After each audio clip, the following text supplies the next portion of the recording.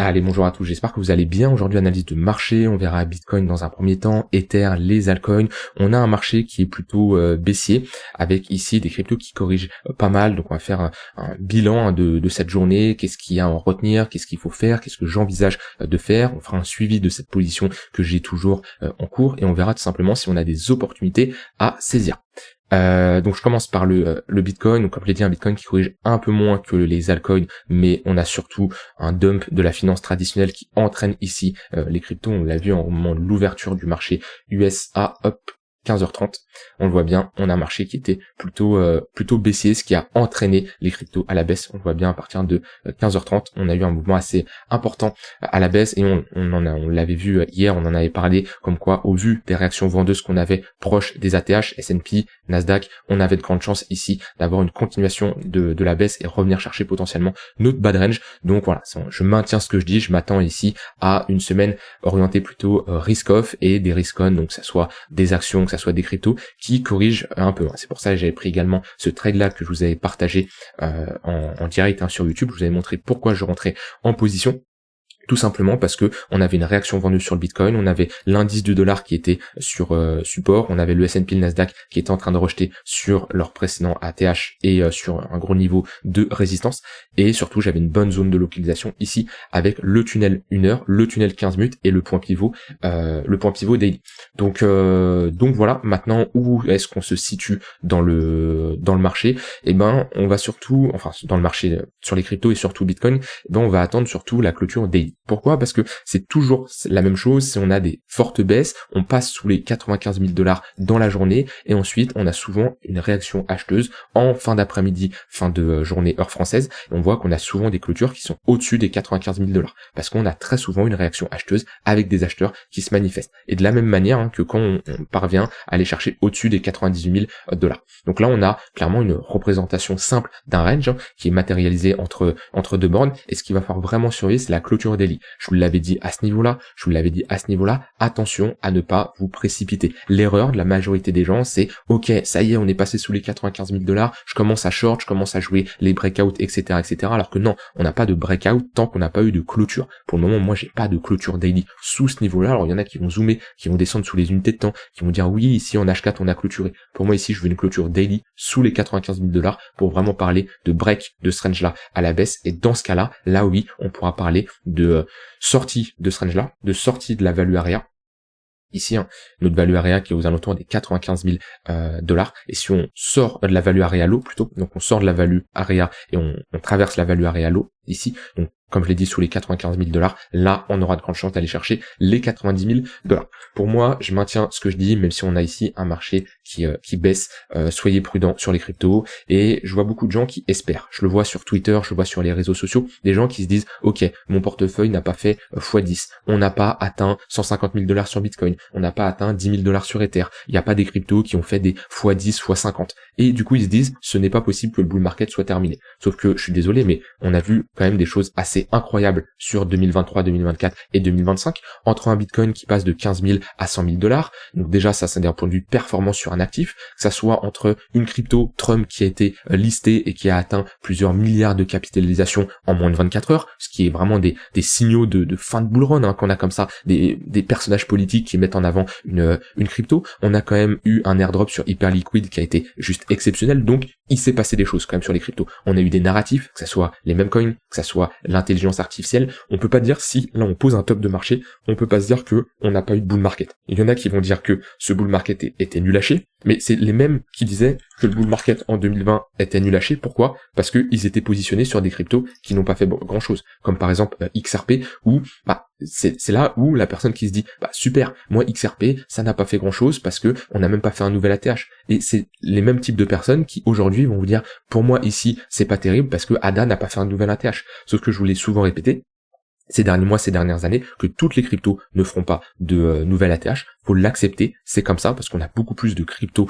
en circulation, on a une offre qui est beaucoup plus importante, et comme en 2017, où les cryptos qui ont bien performé, et ben en 2021, je prends le cas, comme je l'ai dit juste avant, de XRP, ces cryptos-là n'ont pas refait de nouvelle ATH. Et je m'étais amusé à regarder le top 100 qui existait en 2017, on avait ici 25% des cryptos qui avaient fait à nouveau un ATH en 2021. En tête comme ça, on avait BTC, on avait Ether, on avait Dogecoin, on avait ADA. ADA, si je dis pas de bêtises, elle était bien présente en 2017. Si je prends ici, hop, voilà, ADA a refait un nouvel ATH en 2021, mais on n'en avait pas énormément. Du Bitcoin Cash, du Litecoin, du IOTA, du XRP, toutes ces cryptos-là n'ont pas refait un nouvel ATH. Et pour moi, je pense que c'est similaire à ce cycle-là, c'est que les cryptos qui étaient présentes en 2021, il y en a qui ont refait des nouvelles ATH, comme BNB, comme Solana et d'autres cryptos. C'est sûr qu'il n'y en a pas énormément, mais il y en a quand même. Mais il y a eu quand même des performances assez intéressantes sur des cryptos. Maintenant, je dis pas que ça y est, c'est la fin du bull market, faut tout vendre, faut passer à 100% cash. Je dis juste que, et j'en ai parlé depuis un moment, vous pouvez regarder une vidéo que j'ai sortie sur YouTube où je l'ai clairement dit il y a à peu près 3 semaines, 1 mois. Hop, si je retrouve la vidéo, c'était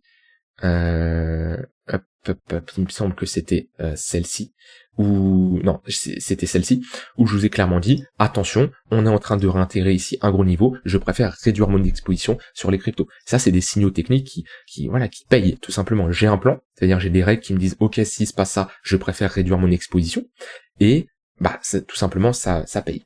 Maintenant, d'un point de vue psychologie, je voulais évoquer un point important. Il y en a beaucoup qui ont du mal à sortir parce qu'ils se disent, je suis en perte, ou alors je suis à break-even, j'ai rien gagné, j'ai rien perdu. Et ils veulent absolument sortir après un x5, x10. Sauf que, et du coup, ils se disent, ça sert à rien de sortir, autant hold. Ça, pour moi, c'est une mauvaise manière de réagir parce que la première chose que vous devez faire, c'est préserver votre capital. C'est pas parce que vous n'avez fait aucun profit. Admettons, une personne qui est rentrée ici et qui se retrouve ici et se dit, non, attendez, je suis rentré en novembre, on est en février, je suis rentré en position, je vais pas sortir à break-even. Mais ce qu'il faut prendre en compte, c'est si ça te permet de préserver ton capital et éviter potentiellement ici un moins 20, moins 30%, fais-le. T'es pas obligé de couper ta position parce que tu as fait des profits. Et beaucoup pensent que couper une position en crypto, c'est uniquement en prise de profit. Non, ça peut être couper une position pour protéger ton capital et éviter certaines pertes ou éviter un drawdown plus important. Donc ça, voilà, ça c'est un point vraiment important à prendre en compte, mais je vous incite pas à vendre, je vous invite surtout à avoir une stratégie, à avoir un plan et la respecter. Mais moi, j'ai toujours été transparent avec vous, les trades que je prends, vous voyez, je vous les montre.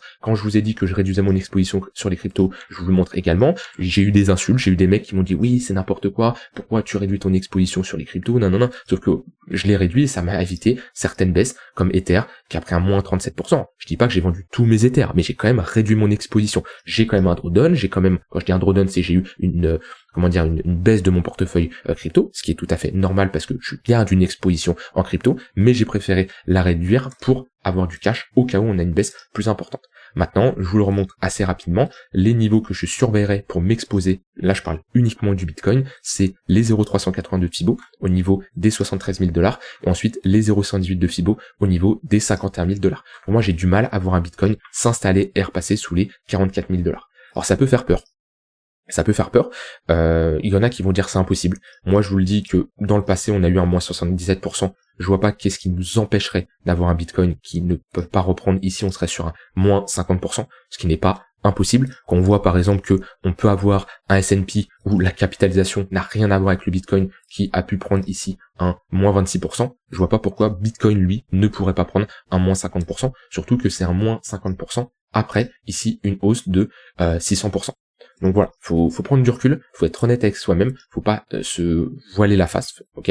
Et le plus important, c'est toujours d'avoir un plan, d'avoir une stratégie, d'avoir un curseur d'exposition qui est bien géré entre votre balance cash crypto, ne pas être sous-exposé, ne pas trop être surexposé. Et là, on va me dire, oui, mais comment tu sais si t'es trop surexposé ou sous-exposé? Ça va dépendre de votre psychologie, de votre aversion au risque, comment vous êtes plus à l'aise avec votre exposition. Ça va dépendre également de l'évolution du marché et d'autres paramètres comme ça à prendre en compte. Après, c'est en faisant des erreurs quand même que vous allez progresser, bien entendu. Le plus important, c'est surtout d'être constant, d'être présent, ok. Je dis pas d'être devant les charts tous les jours, mais d'être quand même présent. Les gens qui vont vous dire, ça y est, je quitte la crypto parce qu'on rentre en bear market, et qui vont revenir ensuite quand on fera un nouvel ATH, c'est des gens qui n'ont pas une bonne approche et qui vont passer leur temps à acheter lorsqu'on fait un nouvel ATH. Au final, ils ne vont pas profiter de gros profits comme on peut le faire quand on se positionne comme ça sur des bottoms. Maintenant, si je regarde sur du plus court terme au niveau du Bitcoin, comme je vous l'ai dit hier, on a ici des moyennes mobiles qui sont toujours orientées à la baisse. On voit à chaque fois on fait des pullbacks, tunnel 15 minutes, point pivot daily ici, très bonne zone de confluence pour chercher des shorts. On y va une fois, premier rejet, on y va une deuxième fois, deuxième rejet. Ça, c'est une très très bonne zone de localisation pour chercher des shorts, pour faire de la continuation de tendance. Et c'est toujours pareil, c'est-à-dire que là, si on y retourne, tunnel 5 minutes sur du très très court terme, tunnel 15 minutes sur du court terme également, c'est des bonnes zones pour faire de la continuation de tendance. Maintenant, prenez en compte quand même que on est sur un niveau de support tant qu'on n'a pas clôturé sous les 95 000 $. Si la clôture, elle est très simple à surveiller en daily, si on commence à clôturer sous les 95 000 $, j'ai pas envie de dire ça y est, c'est la fin, c'est sûr à 100% on a cassé ce range-là, mais déjà on aurait un premier signal qui nous dirait ok, on a break. Maintenant, ce qu'il va falloir surveiller, c'est les 2 prochaines journées. Est-ce qu'on a une tentative de réintégration? Si oui, ça peut être une déviation réintégration et ça serait bullish, on pourrait retourner chercher notre haut de range. Si par contre on a un break, on a une tentative de réintégration, échec, on se fait tout simplement rejeter et on se fait tout simplement rejeter, ça nous montrerait tout simplement qu'on a de l'acceptation. Et là, on pourra partir du principe que, ok, ce niveau des 95 000 $ a été cassé. Voilà, sur le Bitcoin, j'ai pas grand chose à ajouter. Mon plan, il est clair. Vous savez globalement ce que je fais. Après, ce trade, c'est du trade management, hein, c'est-à-dire que je prends mes profits sur la descente. J'ai un trailing stop également qui évolue. Et voilà, sachant que là je suis déjà à break-even, hein. C'est-à-dire que en général quand comme ça j'ai un trade qui part bien dans mon sens, que j'ai déjà au moins un R qui a été validé, je mets mon stop à break-even parce qu'une position gagnante ne peut pas devenir une position perdante. Alors, vaut mieux s'assurer, être beaucoup plus serein, et il n'y a rien de mieux qu'avoir une position en cours où on sait qu'on ne peut rien perdre parce que notre position est sécurisée. Et c'est vrai, j'ai eu une très bonne entrée. J'ai une très bonne entrée et je vous l'ai montré, hein, je vous l'ai dit ici, très bonne zone de localisation entre ici tunnel 15 minutes, tunnel 1 heure et point pivot daily. En général, c'est de très bonnes confluences pour chercher des shorts. Voilà pour Bitcoin. Maintenant, au niveau d'Ether, Ether qui corrige un peu plus que Bitcoin. Après, j'ai envie de dire, sur les dernières journées, il a été beaucoup plus fort. Donc, il rattrape, on va dire, à la baisse ces 2 jambes de hausse qu'on a eu ici sur 2 jours. Maintenant, sur Ether, on est toujours dans un range. Donc, c'est un peu moins grave, j'ai envie de dire, que le Bitcoin. Pourquoi? Parce qu'on était ici entre 2 bornes. Hop, on était ici entre 2 bornes, voilà, une value area high au niveau des 2800, on a break, mais on n'a pas réussi à avoir de l'acceptation, vous voyez, on réintègre, on a des tentatives de prolongement, sauf que là on a une mèche qui représente 50% de la bougie, au final c'est juste une prise de liquidité, réintégration, c'est pas du tout ce qu'on veut voir quand on break comme ça un niveau, on veut du flux, on veut tenir ce niveau-là, ce qui n'a pas été le cas ici. Maintenant on se retrouve vers l'extrémité basse, 2600 $, qui est pour le moment un niveau de support, c'est-à-dire que quelqu'un qui cherche à nouveau à se positionner dans sa range, vaut mieux chercher des achats sur la borne basse et des shorts sur la borne haute. Et à chaque fois, et c'est sûrement le cas, vous vous dites, cette fois-ci on y retourne, ouais, mais cette fois-ci c'est différent, je sens que ça va break. Non, partez toujours du principe que un niveau de support va tenir. Dites-vous que on a plus de chances de tenir ce niveau de support que le casser. Et le problème, c'est vous allez vous dire, ah ça y est, encore une fois on y retourne, mais je le sens pas, on va rejeter, on va y revenir, puis à un moment vous allez rentrer, et là ça sera vraiment la vraie cassure. Donc ça c'est vraiment de la psychologie, et le point le plus important, c'est n'écoutez pas vos émotions. C'est-à-dire que si vous avez un plan qui vous dit qu'on revient chercher une extrémité basse, une value area low, que sur des unités de temps inférieures par exemple en 1 heure, on a une réaction acheteuse, on a un ravalement, une pattern de retournement, et vous devez rentrer en position, rentrez en position. Ça pour moi c'est la bonne mentalité à avoir, et c'est comme ça que vous devez vous positionner. Parce que si vous commencez à écouter vos émotions, à vous dire oui mais là on a été chercher ce niveau de support 5, 6, 7 fois, cette fois-ci ça va casser, non, là vous essayez d'anticiper le futur, et il n'y a rien de pire que d'anticiper le futur parce que personne ne peut le connaître. Trader c'est tout simplement déterminer des probabilités avec une gestion de risque, c'est que ça. On a des probabilités, on a une gestion de risque, et voilà, ces probabilités sont calculées en fonction de votre stratégie, de votre analyse technique, et de la confiance que vous avez dans votre stratégie parce qu'elle a été backtestée et elle vous a donné des stats, et vous devez trader avec une stratégie qui vous donne des stats. C'est pas possible de prendre des positions comme ça, j'ai envie de dire au hasard, hein, parce qu'à partir du moment où vous prenez une position, vous savez pas spécialement ce que vous faites, et vous n'avez pas de stats qui vous montrent si le setup que vous avez enclenché sur cette prise de position marche, c'est un peu trader au hasard. Donc à partir du moment où vous avez des stats, vous avez des probabilités, vous associez ça à une gestion de risque, et ça c'est le trading. Parce qu'on est dans la certitude, je peux pas savoir si on va faire ça, si on va faire ci, j'en ai aucune idée, c'est pour ça que j'ai une gestion de risque, parce que je n'ai pas 100% de réussite, c'est pas possible, au cas où je perds, je veux préserver mon capital, et j'ai des stats, ça me permet de savoir si je peux avoir confiance dans ma stratégie. Ça c'est des points assez importants, je pense qu'il y en a beaucoup qui arrivent qui découvrent la crypto, qui découvrent l'analyse technique et le trading, et la première chose qu'ils font c'est mettre un RSI sur leur chart, et j'ai rien à dire là-dessus parce que moi aussi je l'ai fait. Quand j'ai commencé à trader, le premier indicateur que j'ai mis sur ma charte, c'est un RSI. Parce que c'est classique, tout le monde fait ça. Sauf que voilà, les gens ils vont essayer d'être la meilleure personne à faire de l'analyse technique. Ils vont apprendre tous les indicateurs, mais ils vont pas avoir ce mindset de ce que je vous enseignais avec la gestion de risque et les probabilités. Pourtant c'est quelque chose de très important et vous ne pouvez pas être rentable, vous ne pouvez pas avoir des stats, des bonnes stats, et faire de l'argent sans savoir ça. C'est vraiment primordial. Et c'est normal que quand on commence, la première chose qu'on veut, c'est mettre un RSI, de se dire super, quand c'est survendu, je cherche des shorts, quand c'est sur achat, quand c'est survendu, je cherche des longues, quand on est en surachat, je cherche des shorts, etc., etc.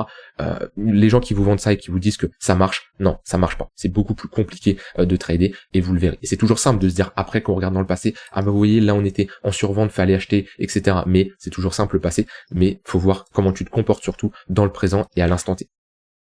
Voilà, un peu de psychologie dans ces vidéos que j'aime bien faire, surtout qu'on a comme ça un marché qui baisse. Le trading, c'est pas uniquement de l'analyse technique, c'est de la compréhension de marché, c'est avoir une bonne vision du trading, parce que le trading c'est vaste. Il y en a qui n'ont pas été dans la même école.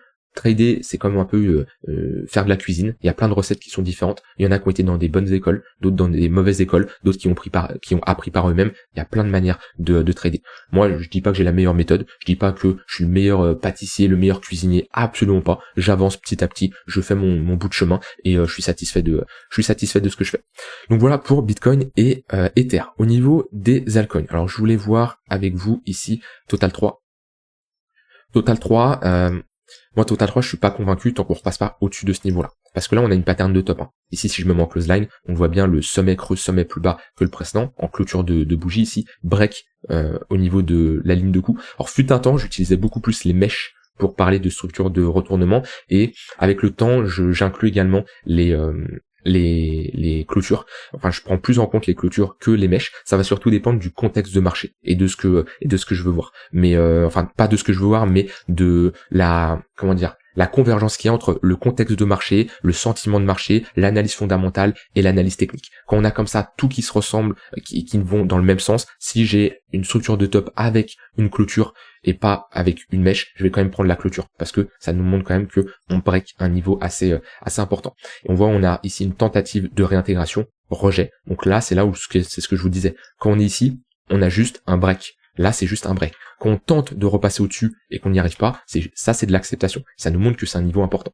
Là, pour avoir l'altcoin season que tout le monde parle, ce qui n'est pas le cas actuellement, ça serait bien de repasser au-dessus de ce niveau-là. Et là, ok, on peut avoir des altcoins qui s'apprécient, ce qui n'est pas le cas actuellement. Et sur Total 3, si je peux mettre ici, hop, un Fibo, on a déjà méché sur les 0,382. C'est un niveau qui doit tenir. Si on perd ce niveau, pour moi, on aura de grandes chances de revenir chercher ici ce niveau de support vers les 640 milliards de capitalisation. Au niveau de Total, alors Total 3 c'est quoi? C'est l'ensemble des cryptos en excluant BTC et Ether, alors que Total ça prend l'ensemble de la market cap des cryptos en incluant Bitcoin et Ether. Ici pareil, je peux mettre un Fibo si on parle de niveau long terme. En général, on revient très souvent chercher, si on est en bear market, notre zone de rechargement entre les 0,118 et les 0,786. On le voit bien, ici on est revenu. Dans le passé, pareil, c'est souvent un niveau où on retrace et on retourne chercher cette zone-là, qui est un niveau très intéressant. Si on doit y retourner, ça nous donnera ici un niveau assez bas quand même. On serait sur un moins 50%. Maintenant, c'est comme ça. Comme je dis, des cryptos qui prennent moins 50%, ça ne me surprend pas plus que ça. Avant, bien sûr, on a un niveau important, le précédent ATH, l'enfant. Ce précédent ATH en confluence avec ce précédent sommet, globalement, cette zone-là, vers les 0,382. Si je dois affiner, voilà, c'est cette zone-là qui fera office de support. Il faudra voir à ce niveau-là comment le marché réagit.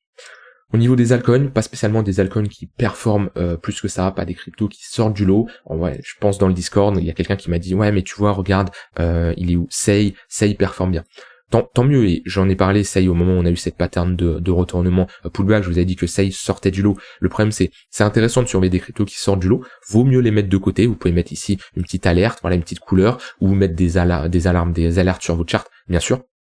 Ça va vous servir si on a un marché qui repart, si on a un marché là qui pose un bottom, et dans les journées prochaines qui tentent de break par le haut, de savoir quel crypto sort du lot. Et ce taf là de regarder tous les jours les cryptos les plus fortes, ça nous permet de savoir, ok, il y a des cryptos que je préfère connaître de mon côté, au cas où le marché part, je vais me concentrer sur des cryptos fortes. Par exemple, Sei, c'est une crypto qui est forte. Si je prends l'inverse, Sol, c'est une crypto qui est horrible. Depuis les dernières semaines, là, c'est une crypto qui est moche. Et Sol a été forte pendant un long moment. Actuellement, c'est une crypto faible. C'est-à-dire que si on pose un bottom, si on a un Bitcoin qui repart, qui réagit bien, qui clôture au-dessus des 95 000 $ et qui s'apprête à retourner chercher l'extrémité haute, 99 000 $, et ben ici, Sol, je vais pas la trader. Pourquoi? Parce que c'est une crypto qui m'a montré qu'elle est faible, et je vais plutôt me concentrer sur des cryptos qui sont fortes. Alors il y en a qui vont me dire oui, mais Sol a bien corrigé, elle pourrait mieux rebondir. Dans certains cas, c'est vrai. Des cryptos qui ont plus corrigé vont mieux rebondir. Mais moi, je préfère avoir plus de conviction, plus de probabilité en me disant, cette crypto a été forte quand le marché baissait, bah, j'ai plus de chances qu'elle soit forte quand le marché va tout simplement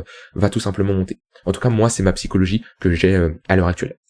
Voilà, globalement, sur les cryptos, pas grand chose à dire de plus. Je reste bearish pour le moment, tant qu'on ne replace pas ce bloc-là. Je vous le dis un peu dans chaque vidéo, parce que un plan, ça dépend bien sûr des plans que vous avez. Vous pouvez avoir un plan en intraday, c'est-à-dire que vous allez le garder sur la journée. Vous pouvez avoir un plan en swing, un plan plutôt long terme, peu importe. Et bah, ce plan, vous n'allez pas le modifier tous les jours. C'est-à-dire que le plan que j'ai évoqué, où je vous en parle depuis maintenant, ça fait plus d'un mois. Si on passe sous les 101 000, ça fait même plus d'un mois, hein. J'ai commencé à vous en parler ici, hein, fin décembre. Je vous ai dit, si on commence à passer sous les 101 500 $, j'ai un biais neutre, voire bearish. Et on est passé plusieurs fois en dessous. Ça, c'est un plan, voilà, c'est un plan long terme. Donc, automatiquement, c'est pas un plan que je vais ajuster au jour le jour. Pour le moment, ce plan marche. Ce plan me permet de réduire mon exposition, d'éviter de prendre un gros drawdown comme certains pourraient le prendre en étant 100% sur les cryptos. Et ça me permet de prendre des shorts avec ce type de position. Je vais le garder. Et mon plan reste le même. Tant qu'on n'est pas repassé au-dessus dans un premier temps, 99 000 $ et ensuite 101 500 $, pour moi, je reste bearish et je me méfie du marché. C'est pas pour ça que je prends des shorts en all-in levier x100, c'est pas pour ça que je crie au bear market, c'est pas pour ça que j'ai tout vendu mes cryptos et je n'ai plus de Bitcoin et de l'Ether, mais je me suis prudent. Voilà, rien d'autre à ajouter, n'hésitez pas à rejoindre le Discord, lien en description pour rejoindre le groupe privé, c'est totalement gratuit, ça vous permet de discuter avec moi, des fois quand je suis pas devant les graphiques, j'ai pas de quoi, par exemple faire une update de marché, ça m'arrive parce que je peux être à droite à gauche, je peux pas avoir mon setup habituel pour trader, et moi je vous fais des updates en vocal de 5-10 minutes, ce qui vous permet d'être au courant de ce que je continue à faire sur le marché, hein, parce que l'avantage de trader, on peut trader n'importe où. C'est-à-dire j'ai mon setup qui est bien défini quand je suis chez moi, mais si je veux aller à droite à gauche, je peux prendre un PC portable, et sachant que je ne fais pas du scalping, alors c'est pas le setup habituel, c'est pas la chose la plus simple bien sûr, et je perds quand même en confort, mais c'est tout à fait possible quand même de trader, et dans ce cas-là, j'ai pas spécialement le setup pour tourner, donc c'est pour ça que je vous fais des audios comme ça sur le Discord. Je vous souhaite une très bonne fin de soirée, dites-moi vous ce que vous en pensez du marché, ça m'intéresse, ceux qui sont arrivés au bout de la vidéo, mettez un petit like d'ailleurs, je pense il y en a pas beaucoup qui restent jusqu'au bout comme ça, mais dites-moi ce que vous en pensez du marché. Dites-moi vous, qu'est-ce que vous en pensez, qu'est-ce que ça donne, comment vous le vivez, quel est votre plan pour la suite, et on peut en discuter également sur le Discord si ça vous intéresse. Je vous souhaite une bonne soirée et je vous dis à demain pour une prochaine vidéo. Bye bye.